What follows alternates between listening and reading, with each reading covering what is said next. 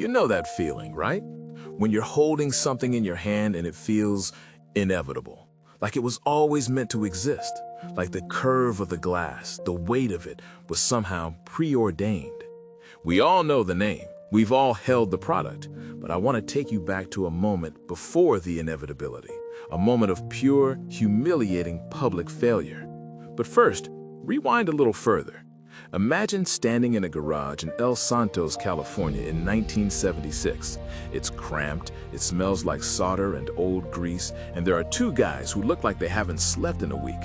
One is a technical genius who just wants to build cool things. The other is a 21-year-old college dropout with no engineering degree, no money, and a reputation for being, well, difficult. That second guy is Steve Jobs, and before the black turtlenecks and the billion-dollar keynotes, there was a kid who was literally returning Coke bottles for 5 cents apiece just to buy food. Imagine being that broke while holding a vision that the rest of the world thinks is a hallucination. That's where the real story starts. Not at the top, but in the struggle. You see, in the early days, Apple wasn't a sure bet. It was a massive financial risk. Steve had to sell his only means of transportation, his Volkswagen bus, just to fund the first circuit boards. Pause on that for a second. Are you willing to sell the car you need to get to work because you believe in a prototype that hasn't sold a single unit yet? That's the first mindset shift we have to sit with, the difference between spending and deploying. Most people see a car as an asset. Steve saw it as stagnant capital. He understood that money isn't for hoarding, it's for fueling the future you believe in. And it worked. By the early 80s, Apple exploded. He was a millionaire at 23, worth over $100 million by 25. But here's the trap I see so many people fall into. He didn't let the lifestyle creep swallow the mission. He remained obsessed with the product. However, that obsession had a dark side. He was abrasive, he was demanding, he'd cry in meetings, tell people their work was shit. And when the Macintosh didn't sell as well as the corporate Apple II, the board had a choice: protect the founder's vision or protect the stock price. We know which they chose. It's 1985, and the man who practically invented the personal computer, the guy on the cover of magazines, has just been fired from the company he started in his parents' garage. Imagine that for a second. You pour your 20s into something, you name it, you build it, and then the people you trusted hand you your pink slip. He was 30 years old, publicly humiliated, and effectively done in Silicon Valley.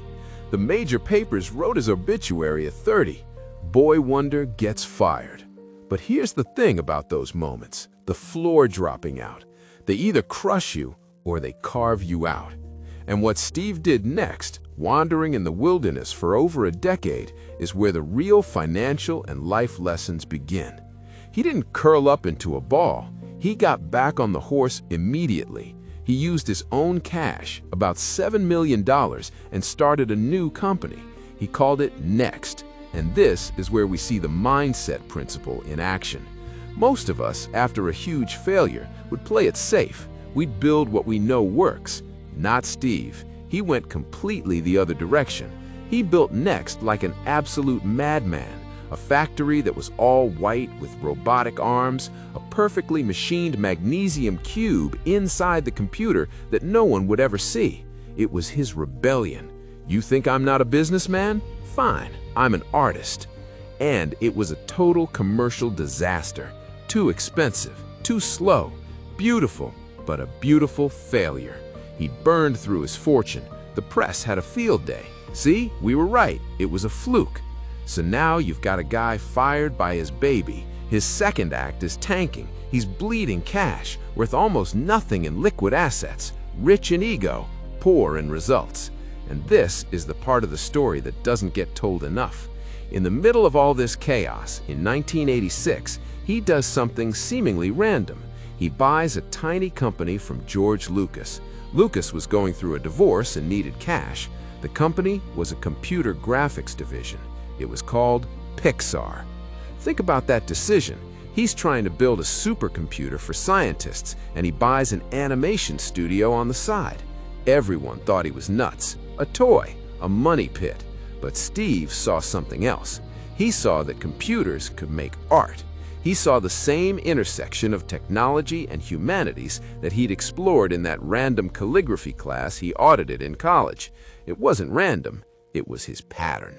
He poured millions into Pixar, millions, keeping it alive while Next was struggling. There were moments, I'm sure, where he had to look in the mirror and ask, am I the problem? Is my gut instinct just wrong? That's the quiet, terrifying doubt, the 2 a.m. thought, maybe I'm done. Maybe my best work is behind me. And then, in 1995, the doubt evaporated. Pixar released Toy Story, the first fully computer-animated feature film. It was a phenomenon. When Toy Story hit, something shifted. The narrative wasn't about a failed computer exec anymore. It was about a visionary who saw the future twice. Disney took Pixar public, and Steve's stock was suddenly worth over $1 billion. The wilderness period was over. He was a billionaire, not from Apple, but from a silly animation company he believed in when no one else did.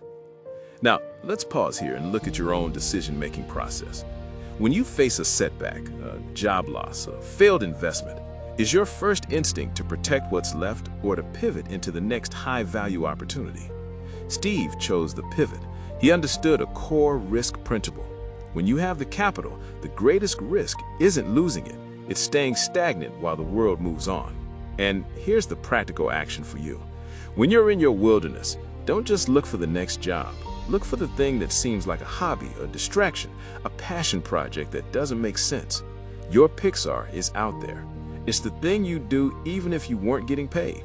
That's where the real wealth is built. Not in chasing the money, but in nurturing the curiosity.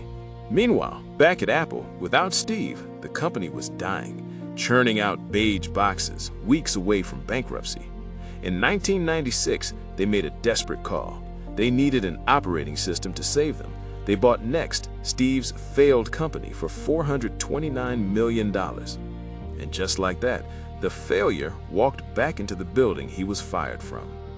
Think about that moment. The security guards, the engineers, the board members who fired him, all watching him walk back in. He didn't come back as a beaten man. He came back with Pixar's billions and Next's technology. He came back as the adult in the room. But he didn't come back asking for more money. In fact, he took a salary of exactly $1 a year. Why? Because he understood that his real wealth wasn't in a paycheck. It was in the equity of the turnaround. If he could make Apple valuable again, his shares would be worth more than any salary could ever provide. This is a massive behavior lesson. Focus on building equity, not just collecting income. Income pays the bills. Equity creates freedom. When he stepped back into that CEO chair, he did something radical. He cut 70% of Apple's product line. Think about the guts that takes.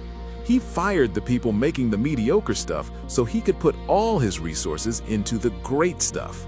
He realized that good is the enemy of wealth generating. He took the design philosophy from Next, the storytelling from Pixar, and poured it into Apple. He simplified. He said, we're going to make 4 products, a desktop and a portable, for consumers and for pros. That was it. Then came the iMac, then the iPod, then in 2007, the iPhone. But notice the strategy. He didn't just invent a phone, he created an ecosystem. When you bought an iPhone, you bought into iTunes, then the App Store, then iCloud. He understood the moat, a financial term for a business that is hard for competitors to attack. He made it so that once you were in the Apple family, the cost of leaving was too high. There's a practical action here for you right now. Look at your own career or business. Are you providing a one-time service, or are you building an ecosystem of skills that make you indispensable? Are you a commodity that can be replaced, or have you built a moat around your expertise? Steve's wealth didn't come from being the smartest coder. Wozniak was the coder. It came from his ability to synthesize technology with the humanities. He understood what people wanted before they knew they wanted it. That unique blend, Engineering and typography and storytelling and business is what created the iPhone. It's what created the reality we live in now. And that's the final mindset principle. It's the one we can all take home tonight. Steve's entire life, from the garage to the wilderness to the iPhone, was about one thing: refusing to let the world tell him what should matter. He was fired, he was mocked, he was told he was a flash in the pan, but he kept following that internal compass, the one that pointed toward beauty, simplicity, and the intersection of the technical and the human. Toward the end of his life, his net worth was in the billions, mostly held in Apple and Disney stock. But if you listen to his final speeches, he wasn't talking about the money. He was talking about time. He called death the single best invention of life because it clears out the old to make way for the new. It's a heavy thought for a finance story, isn't it? But it's the most important one. Money is just a tool to buy you the time to do what matters. Steve used his tool to build tools for the rest of us. So here's my question for you, sitting there, listening. What's your next? What's the thing you've been fired from, metaphorically or literally, that you need to let go of? And what's your Pixar? What's the silly passion project that might just be the seed of your entire future? Success isn't a straight line. It's a series of no's, a couple of "you're fired," and a relentless obsession with the one thing that actually works. Take one thing from his journey today. Simplify. Stop trying to do 20 things okay, and start doing one thing so well that the world can't ignore you.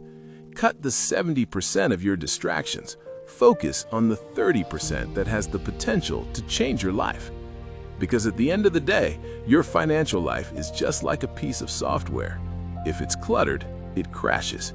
If it's elegant and focused, it changes the world. Now, what's the first thing you're going to simplify today? Think about it. I'll be here when you're ready to build the next thing. Thanks for walking with me. I'll see you on the next one.